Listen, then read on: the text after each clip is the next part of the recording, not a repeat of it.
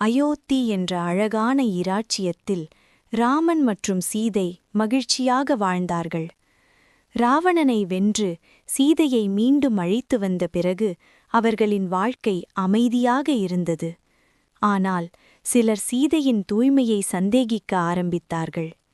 இந்த வார்த்தைகள் ராமனின் மனதை மிகவும் காயப்படுத்தின. அவர் சீதையை நேசித்தாலும் ஒரு அரசனாக தனது கடமையை நினைத்தார். அதனால் ஒரு கடினமான முடிவை எடுத்தார். சீதையை காட்டிற்கு அனுப்பினார். அந்த நேரத்தில் சீதை கர்ப்பிணியாக இருந்தாள். அவள் மனம் உடைந்தது. ஆனால் அவள் ராமனின் மனதை புரிந்து கொண்டாள். வால்மீகி முனிவரின் ஆசிரமத்தில் அவள் தங்கினாள். அங்கே லவ் மற்றும் குஷ் பிறந்தார்கள். அவர்கள் வீரர்களாக வளர்ந்தார்கள். பின்னர் அவர்கள் தங்கள் தந்தையை சந்தித்தார்கள்.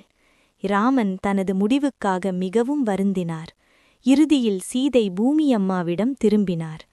அன்பும் கடமையும் இடையில் எடுக்கப்பட்ட முடிவு ஒரு வாழ்நாள் வலியை விட்டுச் சென்றது. ஹாய் நண்பர்களே, இந்த வீடியோ பிடிச்சிருந்தா லைக் அண்ட் சப்ஸ்கிரைப் பண்ணுங்க நண்பர்களே.